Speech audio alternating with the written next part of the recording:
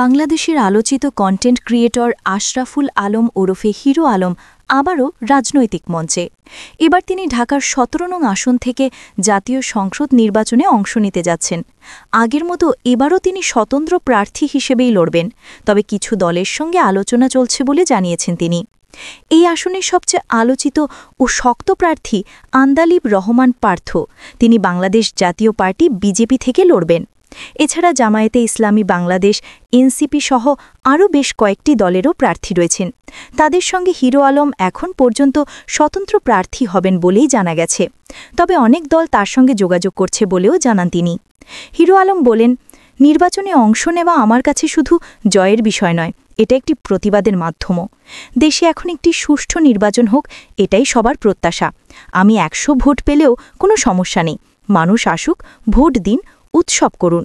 তিনি আরও বলেন, অনেক দলের প্রধানের সঙ্গে কথা হচ্ছে, আমি কোনো চূড়ান্ত সিদ্ধান্ত নিইনি। দলগুলো যেসব প্রস্তাব দিচ্ছে সেগুলো আমি মানতে পারবো কিনা সেটা ভেবে দেখছি। ব্যাটে বলে মিললে কোনো দলে যাব, নইলে স্বতন্ত্র প্রার্থী হব। নিজেকে নিম্নবিত্ত ও প্রান্তিক জনগোষ্ঠীর প্রতিনিধি দাবি করে হিরো আলম যোগ করেছেন, আমি সংসদে যেতে চাই গরিব, অবহেলিত ও পরিশ্রমী মানুষের জন্য। তারা দেশের আসল শক্তি, কিন্তু তারা রাষ্ট্রের সেবা পেতে গিয়ে সবচেয়ে বেশি উপেক্ষিত। তাদের জন্য আমি কাজ করতে চাই, মাঠে থাকতে চাই। ঢাকা ক্যান্টনমেন্ট, গুলশান, বনানী, বারিধারা, মহাখালী ও মিরপুরের কিছু অংশ নিয়ে গঠিত ঢাকার ১৭ আসন। এই আসনে মোট ভোটার ৩,২৫,২০৫ জন। এর আগেও হিরো আলম এই আসন থেকে স্বতন্ত্র প্রার্থী হিসেবে নির্বাচন করেছিলেন।